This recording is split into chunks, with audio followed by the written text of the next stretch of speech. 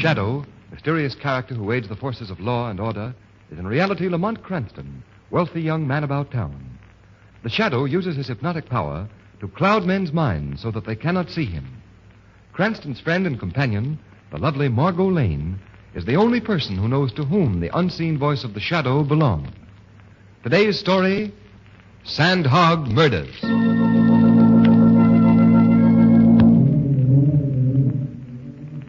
Deep under the river, knee-deep in glacial muck and slime, you'll find them. The Sandhogs, working under terrible pressure. Pressure beating against their eardrums. Pressure forcing little nitrogen bubbles into their bloodstreams. Pressure that causes death.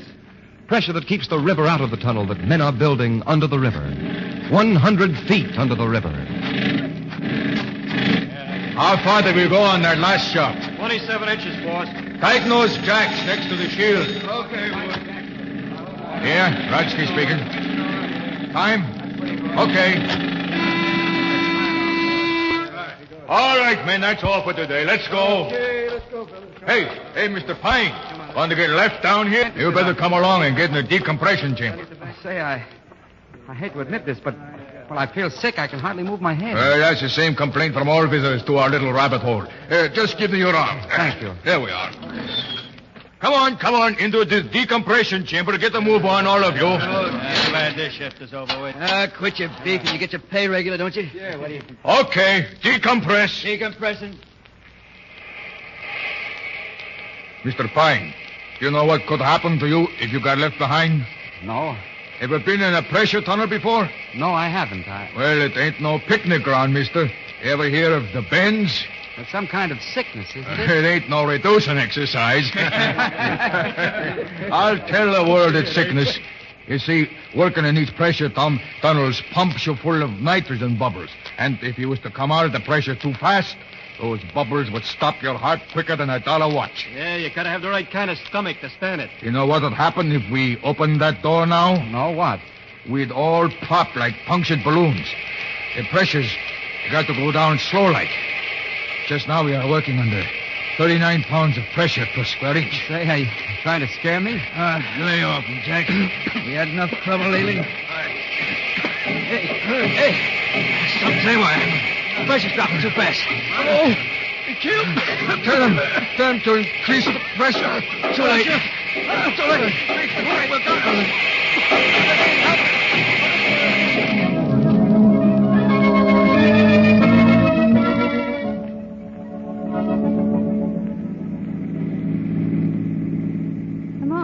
Did you read the comic strips this morning? Mm-hmm. They were very humorous. Winnie Winkle's in the hospital. Little orphan Annie's house burned down, and Andy Gump was hit by a truck. Mm-hmm. Lamont, I wonder why they call them funny papers. Hey, are you listening to me? Hmm? Listen, Mr. Cranston, you haven't paid the slightest bit of attention to anything I've said to you for the last hour. I'm sorry, Margo, but that horrible business in the new intercity tunnel has been on my mind. What business?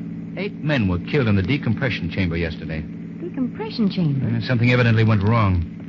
Pressure was lowered too suddenly, and they all died terrible deaths. Well, how did it happen, Lamont? Well, they don't know. It looks pretty funny. According to the newspaper reports, the men working at the tunnel had been expecting something to happen. There had been several near accidents, and the men were pretty jittery. Well, you don't suppose that...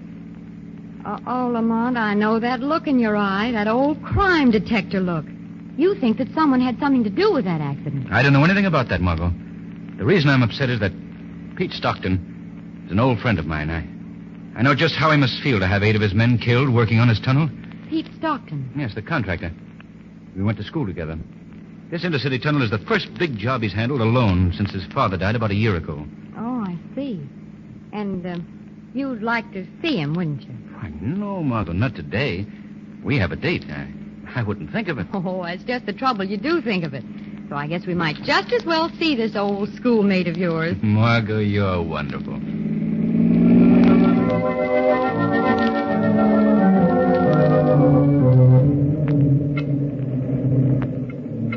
But about those men who died in the decompression chamber, Pete, how do you explain that? I can't explain it, Lamont. There's been so much trouble around here on this job, and then to have this terrible thing happen. Well, it'll never happen to me again. What do you mean? I'm quitting. I never wanted this tunnel work. I was just doing it for Dad's sake. Well, he's dead now.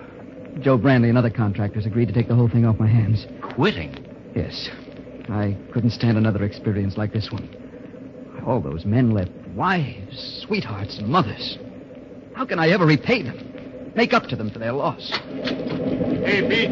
The men want to talk to you. They want to go back to work.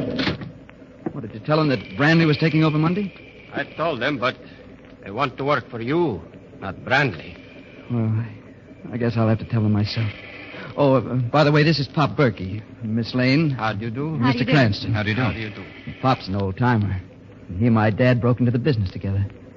Well, ask him anything you want to know about sandhogging. I'll be back in a few minutes. Now, he's taking the whole thing pretty hard, isn't he? Yes. I'd like to help him, Margo. He's a swell guy. First time you two have been around the tunnel in the making? What? Oh, yes. It's very interesting, isn't it? But is it necessary to keep everything so greasy? Mr. Berkey, what caused the accident in the decompression chamber? Are you asking me what or who? So, you think that the accident wasn't exactly an accident? I got my own ideas, but I'm not saying. If you know anything, Mr. Berkey, you've got to tell me. Well, now, supposing you were in the contracting business, and another contractor beat you out on a big job, an important job. Wouldn't you try a couple of little things to get the job back? You call the murder of 8 men little things? Maybe you didn't want to kill the men in the decompression chamber. Maybe you just wanted to scare them so they'd be afraid to work for your rival. But to take a chance with men's lives. Lady, you don't know Joe Brandley. Joe Brandley? The man who's taking over the contract from Stockton? Yeah, and a dirtier man would be impossible to find. He wouldn't stop at anything. Looks like he won out pretty easy, don't it? Pete's turning the contract over to him Monday. Well, he hasn't won yet. Pop Berkey, if you see anything suspicious happening around here, I want you to call me immediately. You understand? Right. Come along, Margo. We'll stop that fella Brandley. Margo, I think the Shadow is going to pay a call on a certain Mr. Brandley.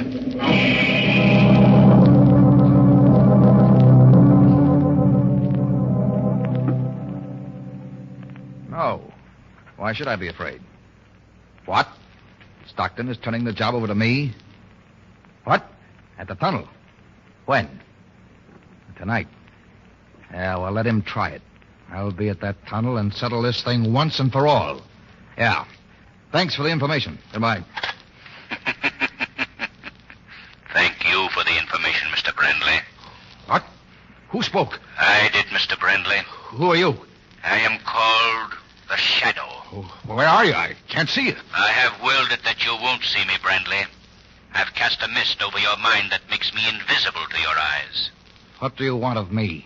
I would like to know more about that phone conversation you just had. I believe it was concerned with the murders in the new intercity tunnel. Murders? Those men were supposed to die by accident. Did you have anything to do with that accident, Mr. Brandley? What are you talking about? I'm asking you, did you have anything to do with those murders? No, nothing. Then who were you speaking to on the telephone? Why should I tell you? You'd better talk, Mr. Brandley. You haven't got anything on me. That's true. I can't pin anything on you just now. But let me warn you, Mr. Brandley. The Shadow intends to prevent anyone from destroying the intercity tunnel.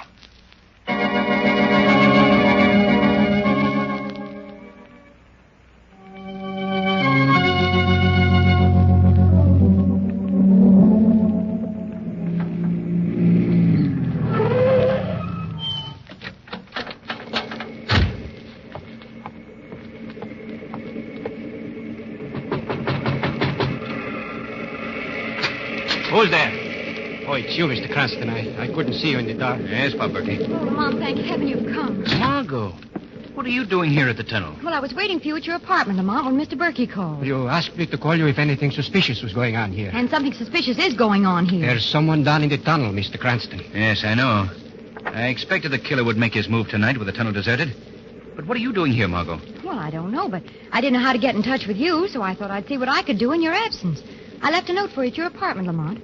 Oh, am I glad you've come.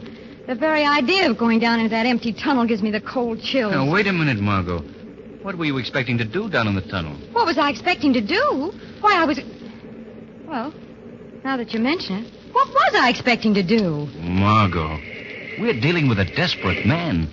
Do you realize what might be waiting for you down there? Mr. Cranston is down in the tunnel, all right. The elevator was at the bottom of the shaft when I came back from dinner. Berkey, what can he do to the tunnel?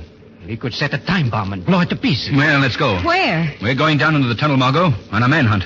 You better wait here. All alone? We won't be going long. Not me. I'd rather go down the tunnel. All right, then, let's go. Now, where's the elevator, Berkey? Over this way. I have some boots for you to wear. It's a little muddy down below. All right.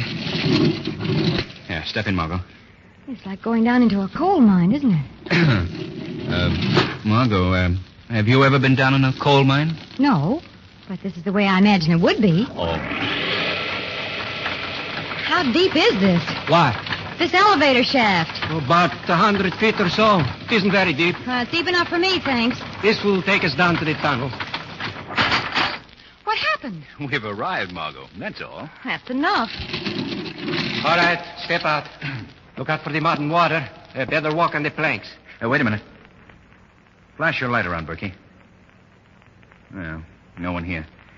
All right, lead on, Berkey. It's a gloomy-looking place, isn't it? Sort of scary, too. You're just outside the tunnel now. All right, step in, Margo.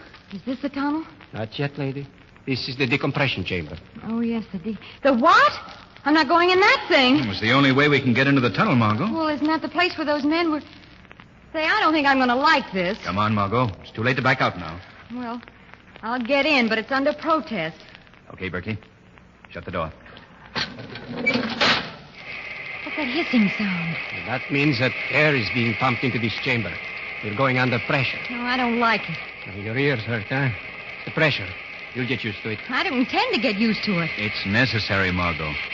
You see, we've got to adjust the pressure in our bodies to the pressure in the tunnel before we can enter it. Well, pressure's even now. This is the tunnel. The river is right overhead, lady. Oh, it's so dark. Can you give us some light, Berkey? I wouldn't want someone sneaking up behind me in the dark. Yeah, that's better. Goodness, it's muddy down here. Now what, Mr. Berkey? Now we'll take a look around. Knowing you, Lamont, certainly gets me into the darndest places. You're not sorry, are you? No, but I do wish Hey, that... look. I'm going back to the decompression chamber to see that whoever it is don't try to slip out while you're looking toward the center of the tunnel. That's a good idea. We'll go on ahead. Come on, Margo. Lamont, do you think that was such a good idea? What? Sending him back to guard the exit. Suppose whoever it is down here overpowers him and locks us in. Don't be silly, Margo. That couldn't happen. Berkey's no... The lights, they've gone out. Berkey! Berkey, what's wrong? Berkey! Come on, Margo. We've got to get out of here. I can't see anything, Lamont. I can't run in the dark. Over this way, Margo. Here, give me a hand. All right. Here's the door. Let us out of here! Berkey! Berkey! I don't think he can help us now. Well, what are we going to do? I guess we'll have to wait until someone comes and lets us out. That's a pleasant thought. Not really spending a night in this place. What's that? It sounds like a phone. Down here? Yeah, a foreman probably uses it to speak to his boss above ground. Well, where is it? Well, the sound came from... Oh, there it is. Hello? Well, Mr. Cranston, I guess this'll teach you not to poke your nose into something that doesn't concern you. Who is this? Makes no difference now, Mr. Cranston. You're gonna die. You hear me? Die. Brandley, listen to me. I don't care about myself. But surely you won't do this to a woman. Sorry I can't oblige you, but she's got to go, too.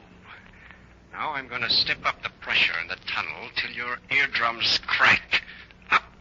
Up it'll go until the whole tunnel will explode, just like a punctured balloon. The river will rush in, and you'll be drowned like rats in a trap. Hello? Hello? Oh, he's hung up. What is it, Lamont? Oh, the lights. The lights are on again. Margo, I've got something to say to you, and it's not going to be easy. Yes, Lamont? This is the end for us. We're going to die here in this hole, Margo. Lamont, I'm not afraid to die. Margo, all I can see is I know now that I've been right about you. Thanks, Lamont. Is it Brandley? I don't know, Margo. I think so. Lamont, what's that? I'm afraid he's going to carry out his threat. He's going to increase the pressure till it blows this tunnel to bits. Well, if this is to be the last few minutes I'm going to spend on this earth, I'm at least going to be gay about it.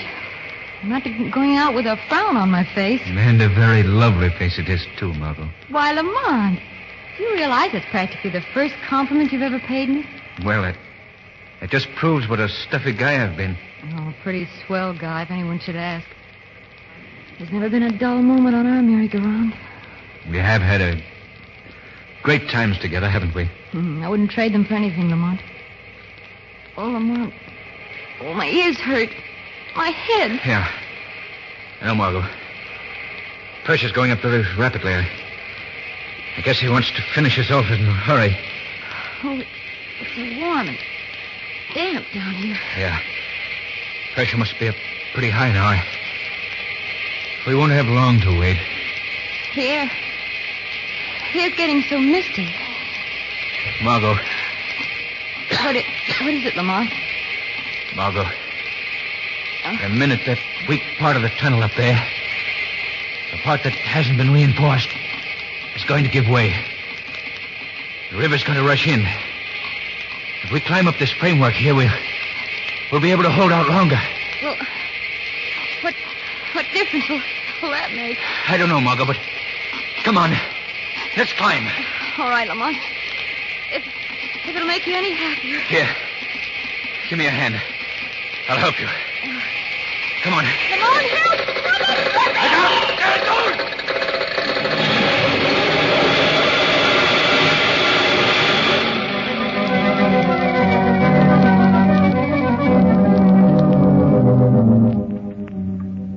Well, Commissioner Weston, we've pumped all the water out of the tunnel.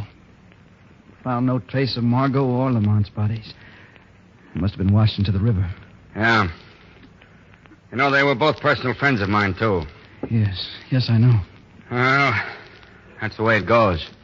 Lamont was trying to help me. I was going to give up the whole job, Commissioner, but now I'm going ahead with it. If he thought that much of me, Well... Yeah, I understand. Well, now tell me about this Pop Berkey. Well, it's simple enough. I found Pop myself. He was just outside the tunnel, unconscious from a blow on his head. How long have you known him? Well, he and my dad broke into sandhogging together. Later, when a tunnel accident made Berkey unfit for work underground, Dad always found a job for him up above. Ah. And, I sort of followed in Dad's footsteps. Well, this whole business proves one thing.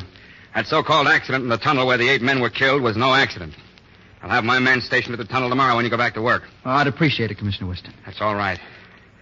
You know, I'm going to miss that fellow Cranston.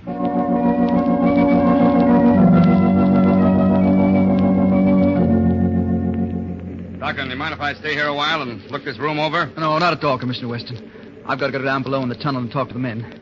If anything happens this time... Nothing's going to happen, Mr. Stockton. Not while I'm here. Good luck, son. Good luck. Yeah, thanks.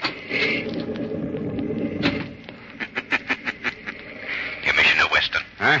What? It's the Shadow, Commissioner. The Shadow. Well, my friend, what are you doing here? I'm here to help you catch the murderer. That's what you're here for, isn't it? Yeah, sure, but who is he? Softly, Commissioner, softly. You wouldn't want to scare our murderer away, would you? Is he here? Very close now. In just a moment, he'll come into this room. This is what he's been waiting for. You see, the lives of the men in the tunnel depend on the proper functioning of the pump machinery here. The murderer will attempt to destroy the pump and kill the men down in the tunnel. This is to be his final job. For today, for the first time, Peter Stockton is down below. Well, he won't get away with it. Quiet, Commissioner. I think this is our man now. Quick, hide behind the machinery. Yeah, right.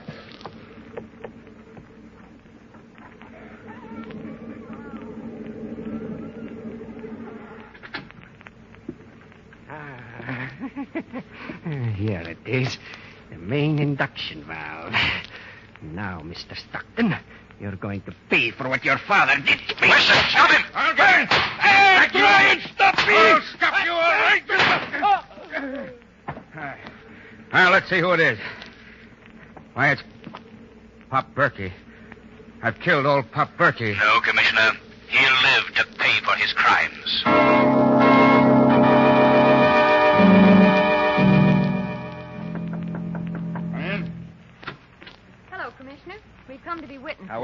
What? Cranston and you, Miss Lane. I thought you were... Yes, I know, Commissioner, but well, we're not. I'll...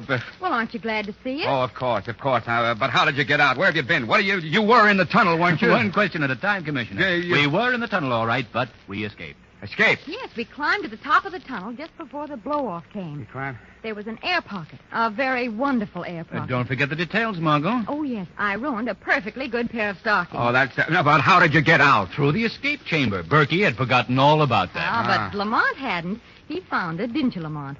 Right at the top of the tunnel. Let me tell you something, Commissioner. Yeah? If you ever get stuck in a tunnel, have Lamont along. Well, I still don't understand. What about Berkey? He confessed everything last night. It seems he hated Stockton because he thought Stockton's father was responsible for his accident. Also, because Stockton's father married the woman he loved. Couldn't get even with his old man, so he was going to take it out on the son. Then he tried to implicate Brandley to shield himself. Well, I guess you've got all the evidence you need, Commissioner, so Margot and I will be running along. Wait a minute. I'm not through with you two yet. Why didn't you let people know that you were safe? Because, Commissioner, we couldn't resist satisfying a lifelong ambition. What's that? Reading our own obituaries.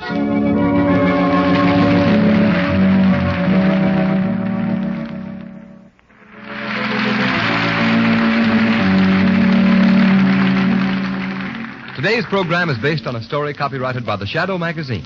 The characters, names, places, and plot are fictitious. Any similarity to persons living or dead is purely coincidental. The Shadow magazine is on sale at your local newsstand.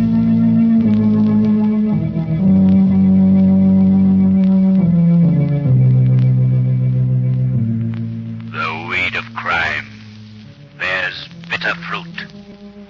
Crime does not pay. The Shadow knows.